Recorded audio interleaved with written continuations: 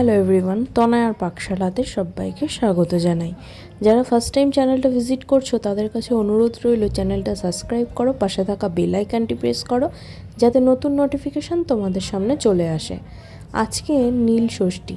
নীল ষষ্ঠীতে অনেক মায়েরাই উপোস করে থাকে, তো সন্ধ্যাবেলায় জল ঢেলে আসার পর কিছু তো খেতেই হয়। শরীর ঠান্ডা রাখার জন্য আমার মনে হলো সাবু মাখাটা কিন্তু একটা খাবার ভালো, যেটা স্বাস্থ্যের জন্য খুব উপকারী।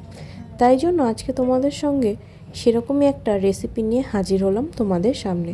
খুব সহজেই খুব চটজলদি কীভাবে এত টেস্টি সাবু মাখা বানিয়ে নেওয়া যায় সেই রেসিপি নিয়ে হাজির হলাম। আজকের রেসিপি সাবু মাখা। এর জন্য দেখো আমরা এখানে নিয়েছি বড় দানার সাবু, যেটাকে এখানে 3 থেকে 4 ঘন্টা আগে জল দিয়ে এইভাবে ভিজিয়ে রেখেছিলাম।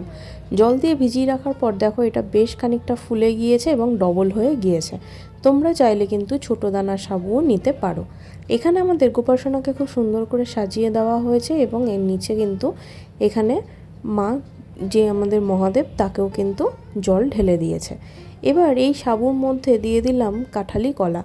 কলার পরিমাণটা তোমরা তোমাদের মতন আন্দাজ করে দিও, সাবুর পরিমাণ যেরকম থাকবে।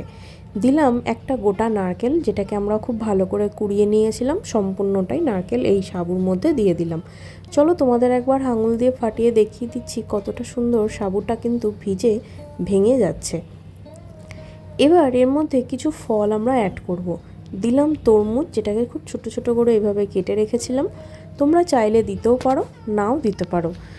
আর এর মধ্যে দিচ্ছি আমরা কিছুটা বেদানা আর কিছু শসা দিয়ে কিন্তু এইভাবে দিলাম।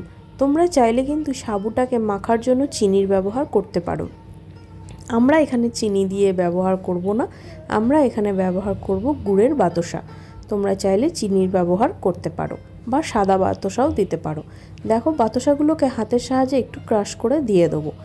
এবার এখানে আমরা ইউজ করছি মিষ্টি দই।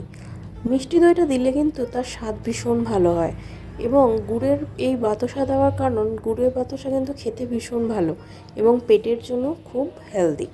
তো দেখো সম্পূর্ণ মিষ্টি দইটা আমরা দিয়ে দিলাম।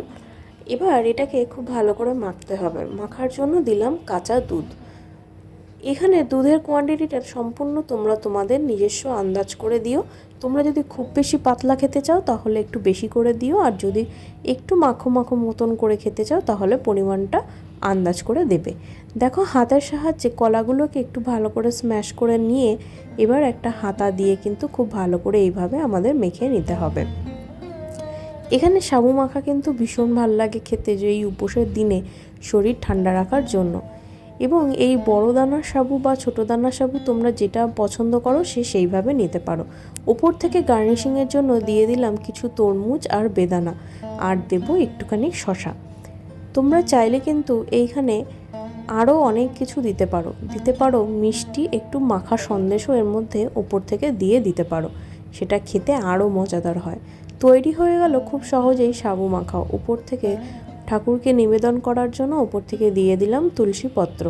এবার প্রত্যেকটি ভোগ ভগবানের মুখে আমরা এইভাবে দেব এবং তাদেরকে অনুরোধ করব যেন সে গ্রহণ করে। ভিডিওটা ভালো লাগলো অবশ্যই ছেড়ে যাওয়ার আগে চ্যানেলটা সাবস্ক্রাইব করো, পাশে থাকা বেল আইকনটি অবশ্যই প্রেস করো। নীল ষষ্ঠীর জন্য সবাইকে রইল অনেক অনেক শুভেচ্ছা। যারা প্রত্যেকে উপোস করছো তাদের কাছে আমি অনুরোধ করব অবশ্যই সাবু মাখাটা কিন্তু একবার এইভাবে মেখে খেয়ে দেখো, তোমাদের শরীরের জন্য এবং পেটের জন্য খুব ভালো। দেখা হচ্ছে আরও একটা রেসিপির সাথে। ধন্যবাদ। আমি আমার মা ফিরে আসছি আরও একটা রেসিপি নিয়ে।